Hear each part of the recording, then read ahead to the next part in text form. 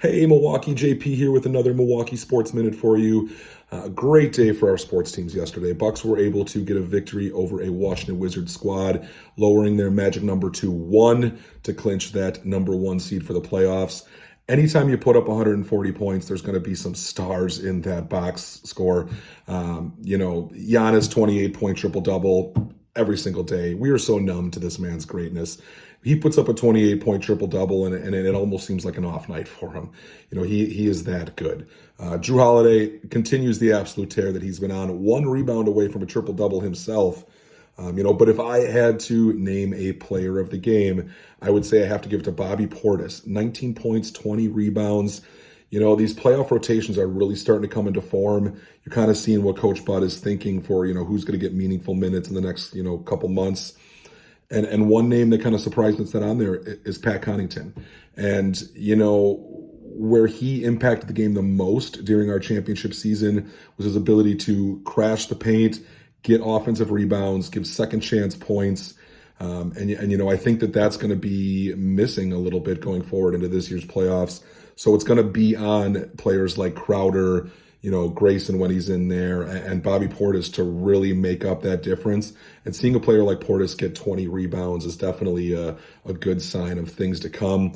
We're going to go a little further into those playoff rotations and what you can expect to see for minutes per game and things like that in our weekly review. So check us out then. And then, the Brewers, they keep on marching as well. Wade Miley with a dominant performance. He went 6 scoreless.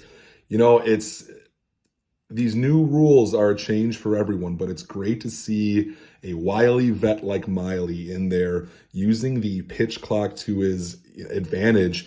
Now that the batter doesn't really have the ability to call time or step out of the box, they're kind of at the mercy of this pitcher. And I was watching last night, watching Miley wait until that pitch clock was down to 3 or 4 seconds before he pitched. And then the next pitch, he's throwing it with 15 seconds left on the clock. That change of tempo can really help someone that doesn't have overpowering stuff like a Wade Miley really, really be successful.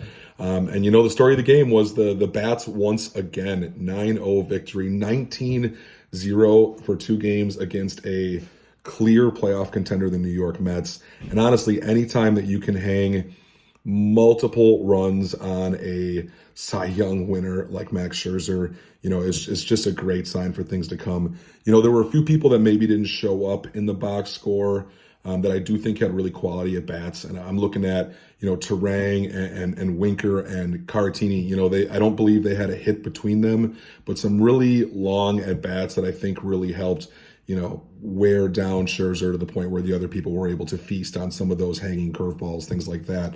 Really good things to come. The Brewers take the mound again today. About 12:40 first pitch. We got Corbin Burns back on the mound looking for a sweep of the New York Mets. Corbin Burns, not the best start opening day. And if you actually go back and look at last season, he didn't end this season as dominant as you would like to see. So all hands on deck, hoping he can right the ship today. Just hot start to the season, which is what we all know we needed. Got to keep it rolling, and we'll see you next time. Thanks, bye.